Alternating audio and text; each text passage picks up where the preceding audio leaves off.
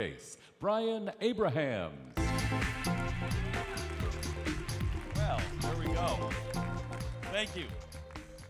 When you come to the AIPAC Policy Conference, you hear a lot about Iran, Hezbollah, and all kinds of rockets. Now, this is important, but not the most uplifting stuff. Well, you can come out from underneath your chairs because for the next 30 minutes, only happy talk, good thoughts, and really exciting developments. We're going to take a break from all that. We're going to focus only on good news and great developments. It's jarring, I know. Deal with it. You're going to meet some fascinating people and some incredible things. We're going to see how our present as well as our future is being shaped by Israel during the AIPAC Israeli Innovation Showcase.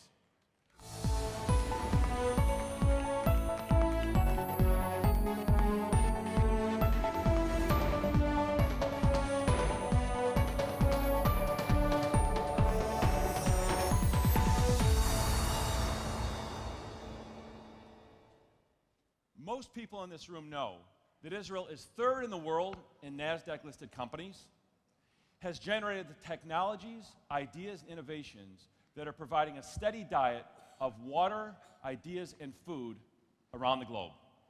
But to better understand the why of those amazing facts, today we're going to show you 4 remarkable innovations and some of the people behind them. To start, many cutting-edge Israeli innovations save lives in Israel, but they also make us safer here in America. So we're going to take a look at just one product that does that. Please join me in welcoming Amir Berry, the founder and CEO of Camaro.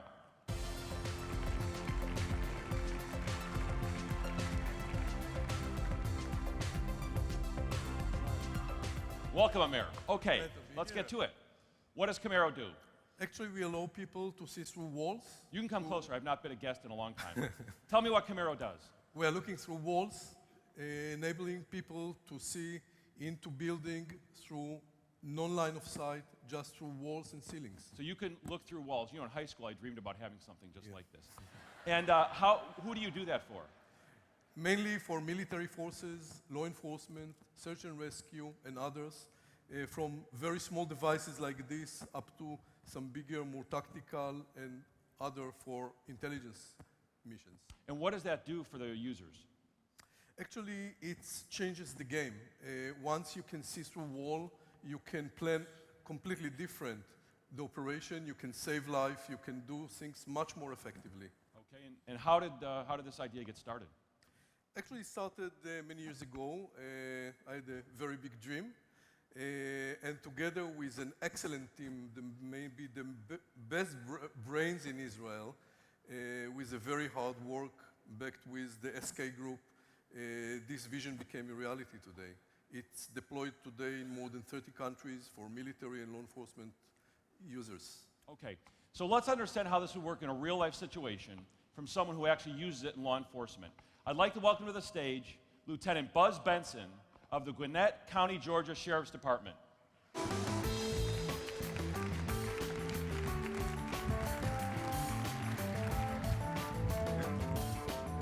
Right.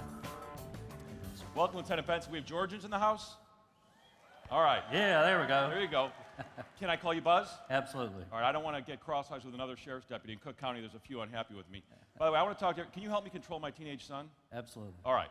Send him. So have you used, now you're carrying another model of the Camaro. I am. This is a larger one, and we're going to see the full size just in a little bit. The one that we use. Okay, that's the one you're using. And you've used the Camaro in actual tactical situations? Absolutely. We probably used it in the field probably 100 times in practice, many, many more times than that.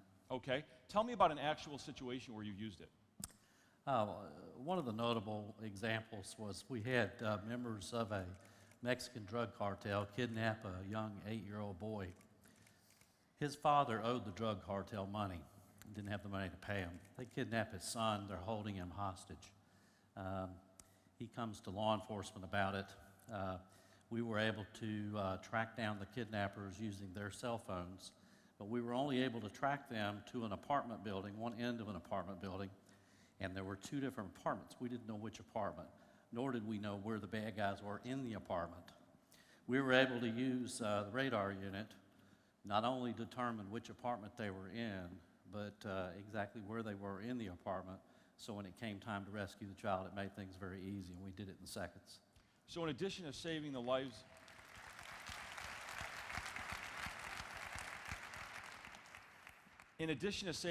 of hostages and kind of some of the civilians, do you feel Camaro has also saved the lives of your deputies?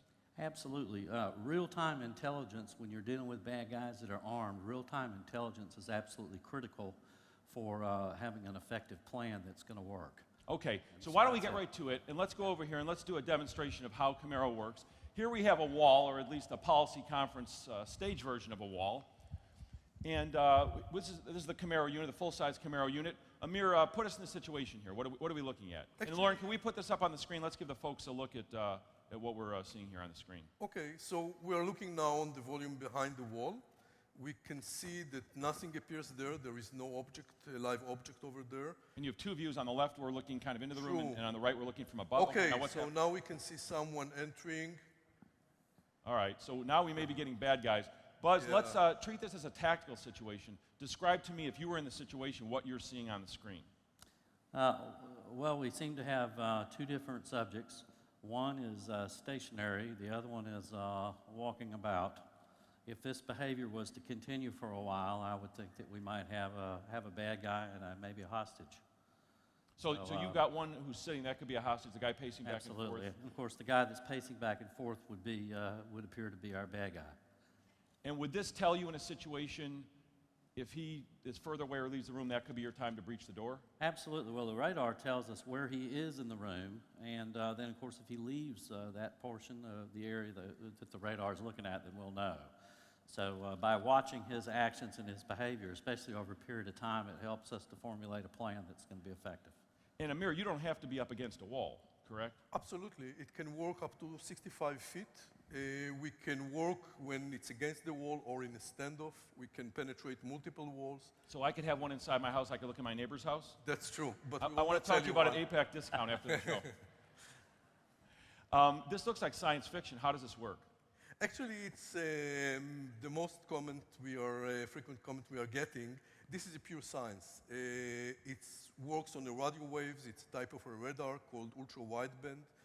And with very sophisticated signal processing and image processing, we're enabling to reconstruct an image which is quite intuitive and can be shown in few seconds.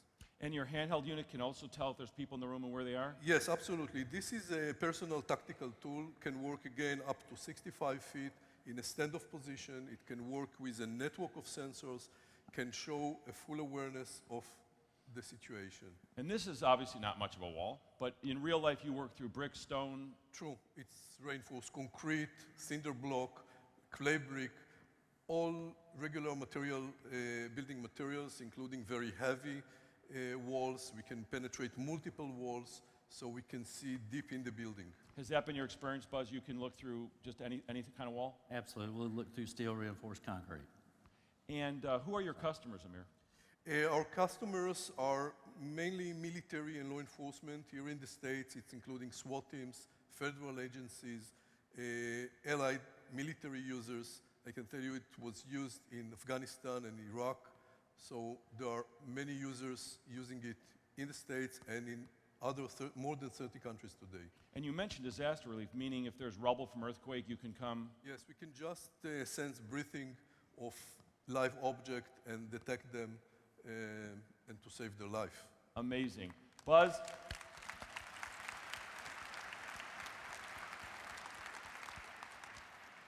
Buzz, thank you for your service to the citizens of Gwinnett County. And Amir, thank you for what you're doing. Ladies and gentlemen, Camaro. Thank you.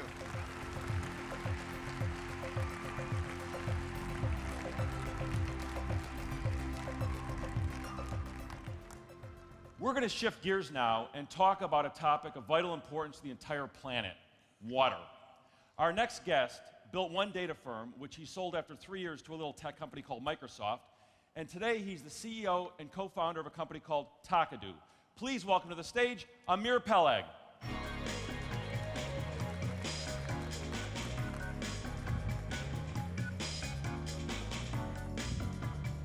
Amir, welcome.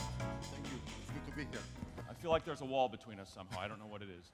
So Amir, you're a serial entrepreneur. You started a company, you sold it, I assume there were a few shekels involved when Microsoft buys from you, and just 6 months later you start another company. I know they don't golf in Israel. Why not take a little time off and chill? Well, you know, it's a little bit of my personality of being an entrepreneur, being an Israeli, the need to change things. And also, it's also about you want to spot something and make a global change. And what we do today in water is something like that. So it's about entrepreneurship, and entrepreneurship is really about a disease. It's not a profession. You can get rid of it. So instead you decide to undertake one of the world's biggest challenges, water. Yes, All right, you're a graduate of the IDF's most elite technology unit, Talpiot. right. What role did Talpiot play in your path? Oh, it's a big question, but Talpiot is really a program that strives for excellence. It pushes you to the limit. Another thing about Talpiot, you know, like a common thread, is to learn how to communicate, how to partner with others so that you come up with a very creative solutions. And most importantly is in a way, never to say no to any problem. Nothing is too difficult. There is a challenge, let's face it. By the way, tell our barber I said hello. All right, how did you get the idea to build a company focused on water? You know, when you grow up in Israel and you have water scarcity and you have droughts every now and then, and for the last 50 years we're suffering from water. And if you have an icon like Netafim with the drip irrigation that really changed the whole world of agriculture. So after selling the previous company, Oh, some Netafim Yeah, music, Netafim. apparently. so after selling the previous company and you're exposed to the big problem of the water sector and the lack of efficiency, and more so is the lack of innovation in the water sector. There is very little innovation in the water sector. Very few entrepreneurs moved into the water sector. So, you know, I took that risk and I jumped into this literally wet world, and there is a fine line between stupidity and being brave and doing something right, and today, 5 years later, apparently we're doing something right. Yeah, actually, Israel is the first weather-independent country in the world that's actually beaten drought, and the Prime Minister is flying from the policy conference to California right. to sign an agreement with the governor for joint cooperation for Israel to help water California with their water.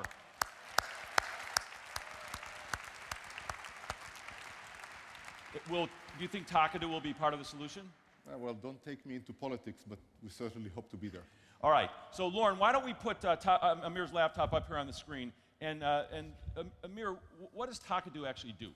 So before we will explain what we see on the screen, and that's live, that we're connected to the internet, what Tako does is relatively very simple. It's just like, you know, in the banking or in the IT sector, that, you know, the bank and Visa is following your transactions and looking for anomalies, looking for something abnormal so that they will alert you, hey, someone is just bought a Ferrari in the Bahamas. Is that your credit card?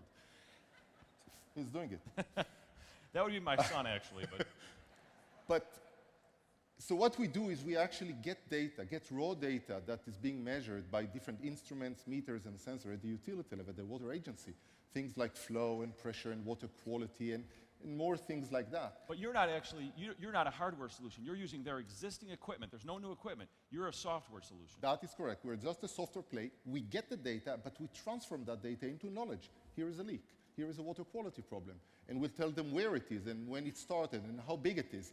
So we do this by data analytics, by the pure power of cloud computing and the big data buzzwords. And we help them locate problems early, in real time. And everything is done over, you know, web services by Amazon, actually. Oh, your servers are in this country? Correct. Unbelievable. All right, tell us what we're seeing here on the screens. So what we see on the screen is This is live Tako data? live Tako data. This is live. This is Melbourne, Australia. The time now is, you can see on the right-hand side, 3 a.m. in the morning. And what we can actually see is that Tako system just alerted the water utility of Melbourne, Yarra Valley Water, that they have a leak. Actually, it's a small leak, started yesterday at around noontime, and it's now being progressed, and we show them on the map on the right-hand side. Show me that graph again. Can you drill down to that section on that graph? So what you're showing me is, there's two lines there. There's a green and a blue. Tell me what that's about. So the green is that outcome of our technology. That is what we say, that is what is You've expected. calculated That's what the they should normal be. Got it. behavior of that neighborhood called Melgrave in Melbourne.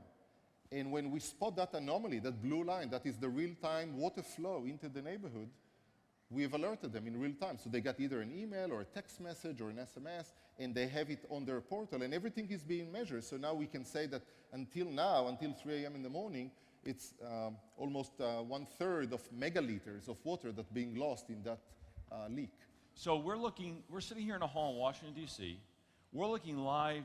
They're asleep in Australia. We're looking live at a leak in the neighborhood. These people in the neighborhood don't even know they have a water leak, but we know it sitting here at the policy conference. Correct.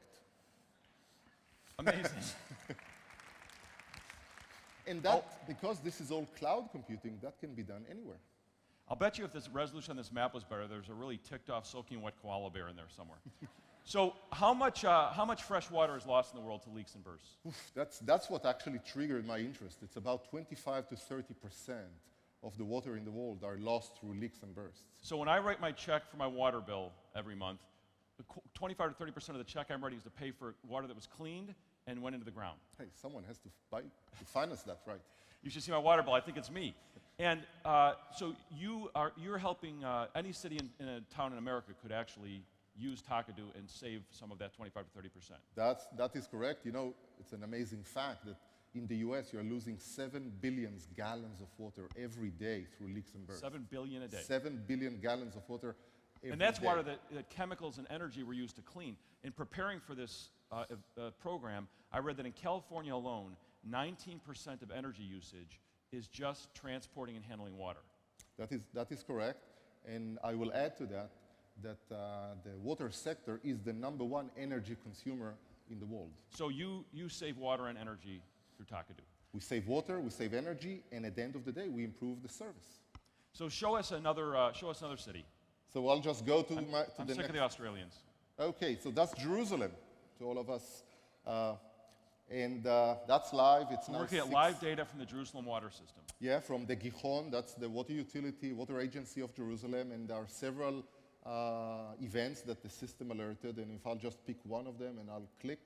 So what we see now is that's a water quality problem in a neighborhood called Ramat Shlomo in Jerusalem, and we see that the system picked up that the level of turbidity, that's a little bit dirt in the water, started to raise. It's still not at the threshold level, but we want to alert to them, go and fix it, and make sure that the water are adequate quality. So not only are you tracking leaks and bursts, but because you're looking at their sensors on chlorine or dirt or whatever, you're able to actually monitor the quality of water anywhere in your own. That is correct. We are basically monitoring all the different aspects of water, whether it's leaks and bursts, assets, if they have any problems with their meters, and also water quality.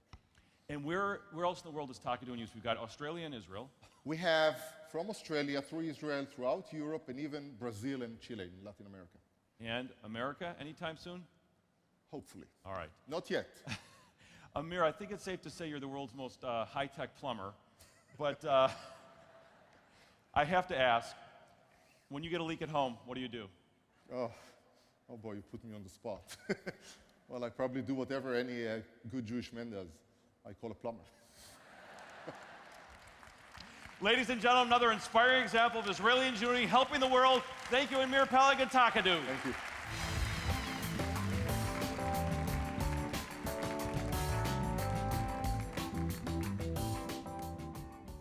Next up, an Israeli invention that's addressing a worldwide problem and even something that's become a focus for Presidents Obama and Perez, unraveling the mysteries of the human brain. Please join me in welcoming Ronen Gadot from ElmindA.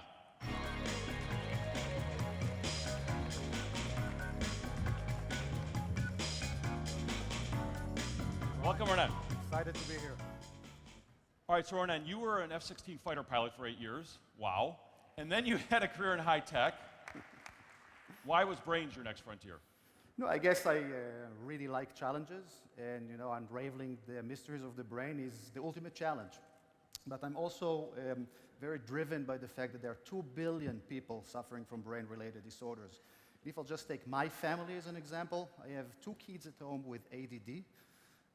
One of them had a concussion. My sister suffers from chronic pain. 2 of my grandmothers died from Alzheimer's, my grandfather from Parkinson's, and my ex-wife, she's driving me crazy. So. All right, I'm going to leave that one alone. So without our ability to really see how the brain is functioning, we will not be able to develop effective treatments, and we will continue to struggle with a lot of trial and error and huge cost to the healthcare system. So ElmindA wanted a new way to image the brain, but what's different about what you do from existing scans and tests? Yeah, there are a lot of existing scans of the brain. There is MRI and PET scans and functional MRI and CAT scans, but all of them are looking at the hardware of the brain or the anatomy of the brain. None of them is looking actually at the software of the brain or the function of the brain. So they're looking at structure like here. Yeah, but if you get inside the brain, what you see is neuronal networks. These are neuronal firings, what we see here, and there are hundreds of millions of messages that are transmitted between billions of neurons every second. And this is the big challenge. And we exactly look at that. We look at neuronal network, how they fire and how they produce brain activity and how our brain is working. So if the brain is like Google Maps, you're actually tracking congestion and flow within the brain. Exactly, this is a good analogy because those congestions and sometimes detours, this is key to understand brain function and brain dysfunction. So ElmindA uses a network of sensors. Lauren, you got that picture of when it was demonstrated for President Obama last year. Professor Gaba, who's the scientific founder of ElmindA, it was wearing the sensor net here when you demonstrated it for the President and the Prime Minister. And that's what... we're going to see that, exactly that, in a couple of minutes here on stage. Okay. I know ElmindA helps with the whole spectrum of brain disorders, but in America there's 45 million athletes, and there's an estimated known 4 million concussions annually. It's a big story in the news these days. We want to talk more about concussions. So to help us with that, please welcome Winton Stewart, AIPAC's Deputy Director of Campus Outreach, wearing the ElmindA sensors.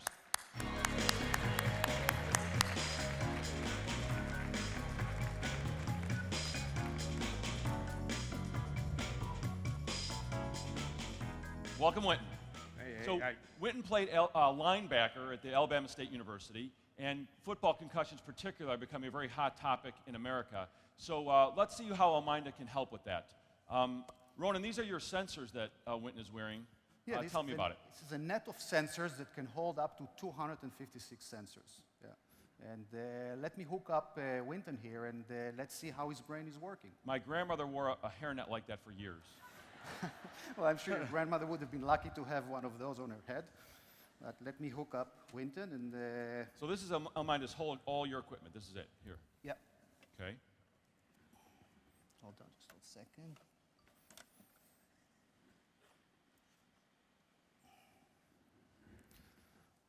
Okay, so we'll wait until we see it on screen here. So this is the output of Winton's brain. Yeah, what we see here is nothing unique, actually. This is Winton's brain electrical activity. This is, or we call it brain waves or EEG, but the problem with that this is a code that is very difficult to interpret, and also does not tell us much about how his brain is functioning, in particular, how his cognitive functionality is working. So for that, this is where BNA comes into play. So these sensors are actually measuring neuronal firing across his brain. We take this code and we thoroughly analyze it with sophisticated signal processing and algorithms in order to generate three-dimensional maps that we will see in a minute. We call it brain network activation, or BNA in short, and this shows how his brain is working. You doing okay, Winton? I'm all right. Got a $35 copay. We'll take care of it afterwards. All right, let's go. All right, go ahead. Okay, so we're going to run now a test here, and we need the participation of the audience as well. So I think it's going to be the largest cognitive test ever done in history. All right, so everyone pay attention. We're testing you too. So the first thing that I would like to show is Winton and yourself is a picture of a woman. Let's take a look at that.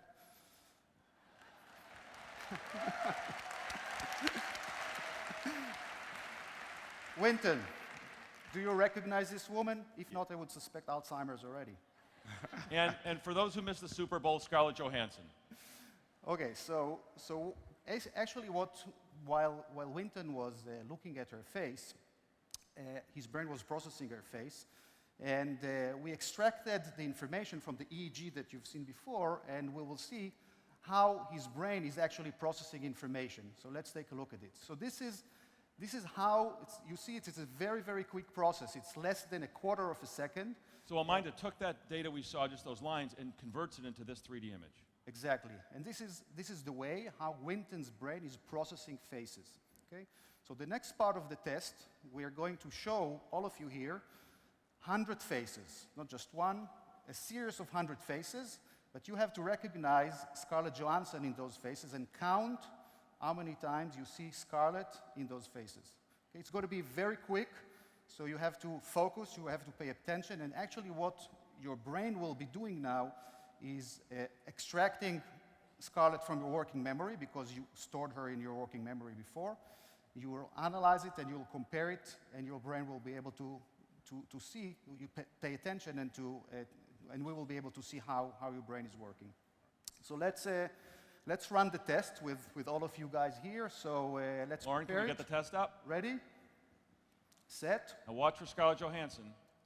Watch the... Lauren, Okay, go.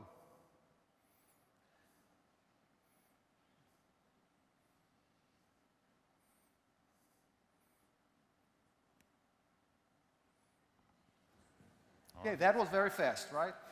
So how many of you here have seen Scarlett only once? Raise your hand. Okay, few. 3 times? Okay, not bad. 6 times? How about 8 times? whoa. Not bad. So I have to tell you, she appeared there 10 times, okay?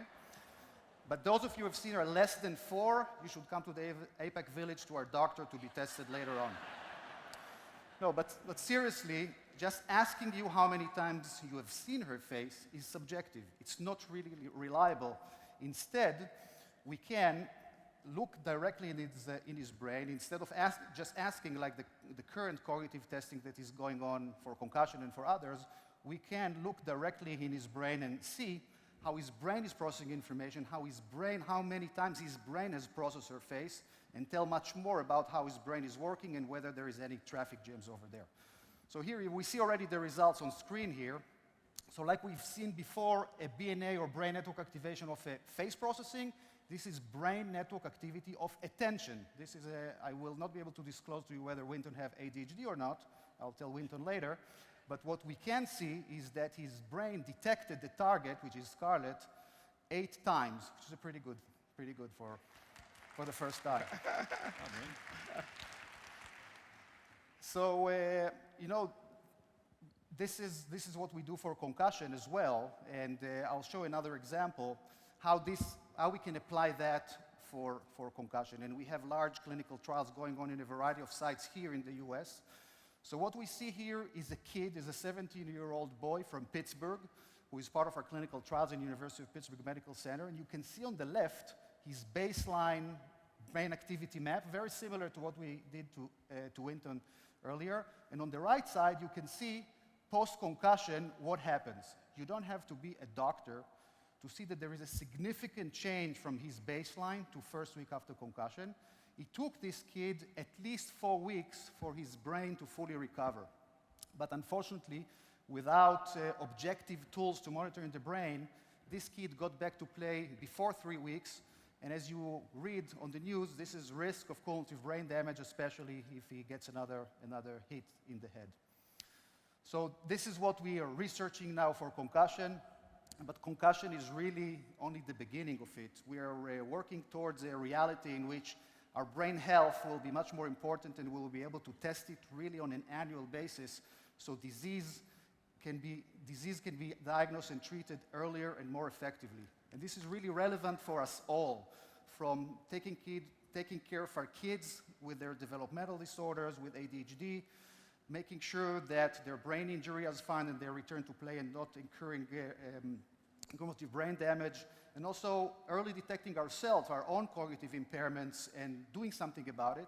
And last but not least, of course, taking care of our parents with Alzheimer's and Parkinson's. So our vision is to be able to touch the lives and make significant difference for millions of people worldwide, and sooner rather than later, of course. So we welcome you to join us at the AIPAC Village. We have a booth there. You can learn more. You can have your brain scan there, and join us in this exciting and important journey. So thank you very much. Amazing. Thank you, Winton Stewart, Ronen Gadot, and ElmindA. Thank you.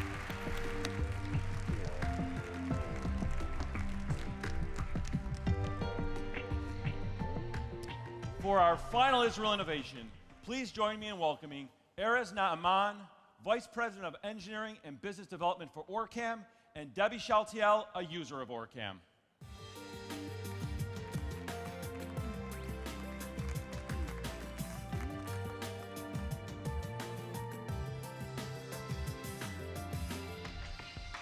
Hi, Brian. Welcome. So Erez, I know you're another Talpiot grad. Glad to have another Talpiot Nick up here. Tell me, what does Orcam do? Well, Brian, there are 300 million people in the world who suffer from partial or complete loss of vision. And tasks that we take for granted, they need assistance with, like filling out a bank form, reading the newspaper, even grocery shopping. So we developed Orcam, a small wearable camera that understands in real time what you're looking at and tells you. It can read, recognize objects, learn your personal items, and we're now adding bus line recognition and even face recognition. So let's take a picture of this. Lauren, if you can put up on the screens, let's look at Orcam, and then Erez, describe to us what we're seeing here. This is Orcam, is the whole thing. Yeah, that's the whole thing. You're seeing the small camera that clips onto the user's existing pair of glasses because glasses are part of who you are. It's a fashion statement, not just an aid. The camera looks at what you're looking at, and when prompted by a finger point or a button press, it sends the images down to the processing box that sits in your pocket. It's about the size of a cell phone. In real time, it analyzes the image and sends the data back, and you can hear it discreetly through a headphone.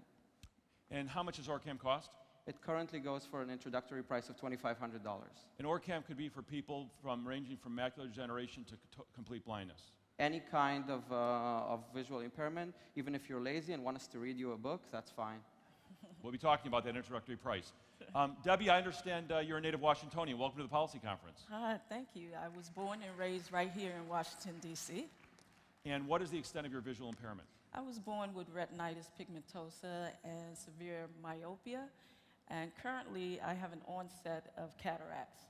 Okay, so if I was holding up a ketchup bottle, what would you be able to see? It would look to me like a fuzzy red blob. All right, so just obviously under the circumstances, you should know I'm much younger and better looking than Erez. Well, Brian, you know I can only see something like a blob. I get that from a lot of women. Okay, so why don't we come and show me how Orcam helps you in a typical day. Okay. So I'm going to come over to your house, Debbie, if you'll have me. Sure. And I would like some cookies for a snack. So you need to go get buy some cookies for me. Okay. What role would Orcam play in that? Orcam will play a great role in it because I have to first select the cookies. And the way that Orcam would help me is if I go to the shelf and grab the bag of cookies. Okay. And I like chocolate chip cookies. Okay, thank you. What I would do is just point and Let's see if it's suspended. and it should tell me exactly what brand of cookies I have. So Orcam will recognize the brand of cookies and tell you which Exactly, ones you have. exactly. Okay. So let's see if... They cut. do we have audio, Lauren? Can you hear it? Can you hear it?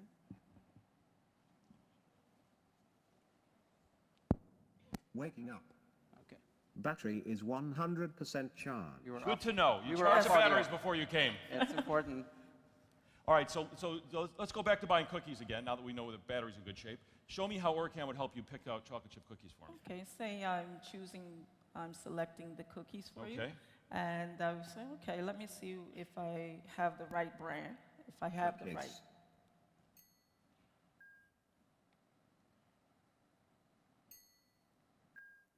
right. Chocolate chip cookies. Now you're hearing Orcam in Debbie's voice because she taught it to recognize those specific cookies. So you can go to the grocery store, record your specific favorite products, Any kind. and then that's loaded into Orcam. Okay, I'm happy with chocolate chip. You happy with chocolate chip? No, I prefer oatmeal. All right. And what I would do is look for my oatmeal cookies, and I would just add oatmeal cookies.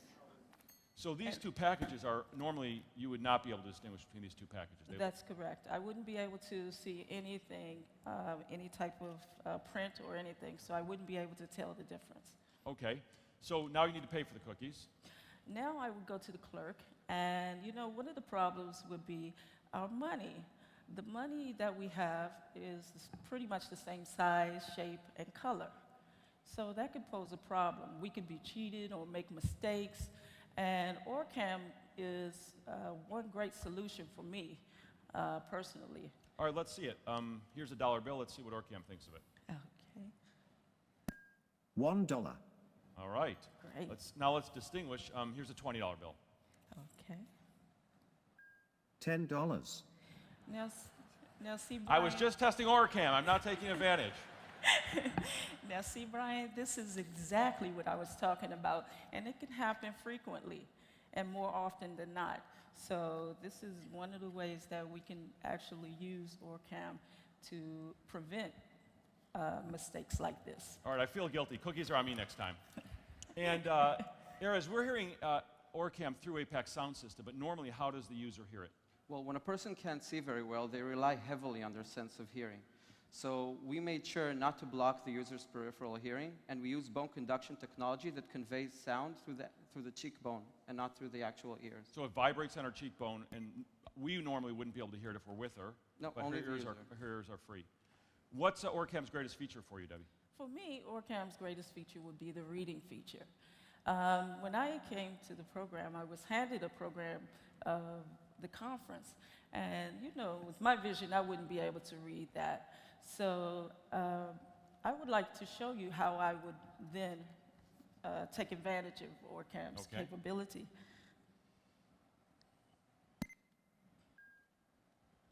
We are thrilled you have joined us in our nation's capital to demonstrate your commitment to strengthening the U.S.-Israel relationship.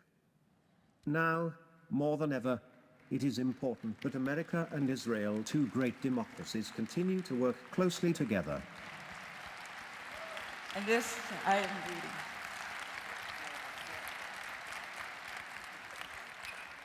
And so before Orcam, when you wanted to read something, what would you do?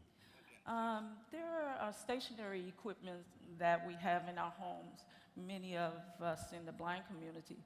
And this equipment would not allow us to be mobile. But with Orcam, we are mobile. We can hold a book in our hands, we can read on the bus, we can turn page to page from front to cover, and we can read just like you, with you. Very nice.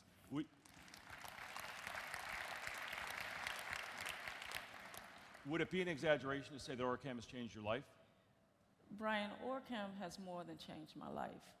I can't even begin to tell you the freedom that I feel when I have Orcam. For an example, I was invited to a restaurant by a friend, and usually when we sit down, we would be presented with the menu. My friend would then read the menu, place her order, and then she would read the menu to me. But Brian, this time was very different. I had Orcam with me, and I was able to read the menu myself. I was able to place my order. I was able to, it was just so fascinating. I was able to continue my conversation with my friend without my friend being focused on my disability. For the first time since losing my sight, I was able to feel like a normal person.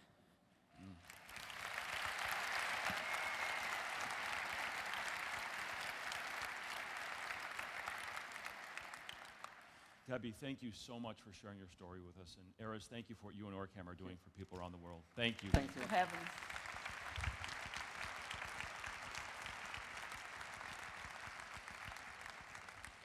You know, there are so many ways that Israel continues to inspire and innovate. Today, we saw one sliver of the innovation nation.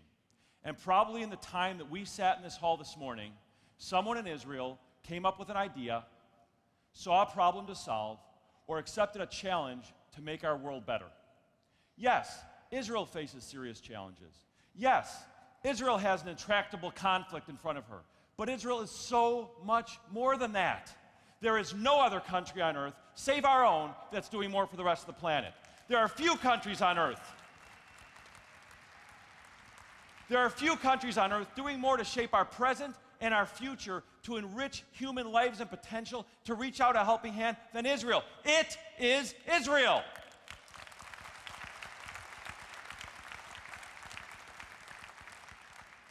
The story's not getting out there enough. So few people know just what you learned in this hall this morning. And that's why you're sitting in this room. That's why we do the work you do. That's why you come to Washington. You know there's an Israel beyond the conflict. You know the beauty and the joy and the helping hand that Israel is offering to heal and help the rest of the world. Let's go tell the story.